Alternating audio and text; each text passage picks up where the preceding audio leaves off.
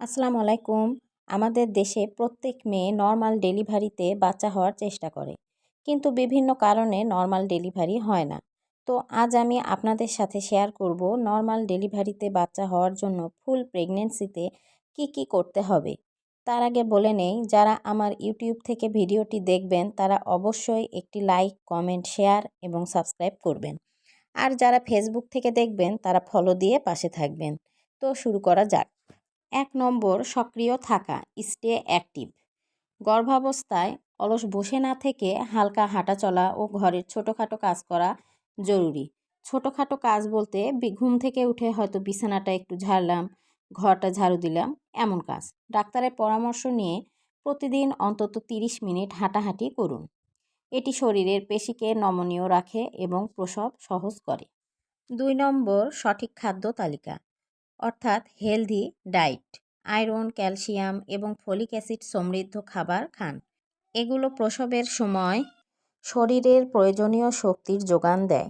ওজন যেন অতিরিক্ত না বেড়ে যায় সেদিকে খেয়াল রাখুন। ৩. পর্যাপ্ত পানি পান করা। শরীর হাইড্রেটেড রাখা খুব জরুরি। পানি পর্যাপ্ত পরিমাণে খেলে ক্লান্তি কমে এবং শরীরের রক্ত সঞ্চালন ঠিক থাকে। ৪. প্রসবকালীন ব্যায়াম। ডাক্তারের পরামর্শ অনুযায়ী কেগেল ব্যায়াম বা স্কোয়াটিং অর্থাৎ উবু হয়ে বসা করতে পারেন। এটি পেলভিক বা শ্রোণীর পেশি মজবুত করে, যা প্রসবের সময় সাহায্য করে। ৫.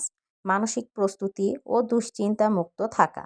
অতিরিক্ত ভয় বা দুশ্চিন্তা জরায়ুর পেশিকে শক্ত করে ফেলে, যা নর্মাল ডেলিভারিতে বাধা দেয়।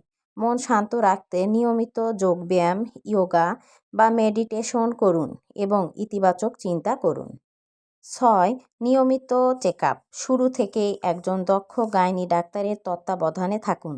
নিয়মিত আল্ট্রাসোনোগ্রাম ও চেকআপের মাধ্যমে শিশুর অবস্থান এবং আপনার শারীরিক অবস্থা পর্যবেক্ষণ করুন। এখন বলবো গুরুত্বপূর্ণ সতর্কতা।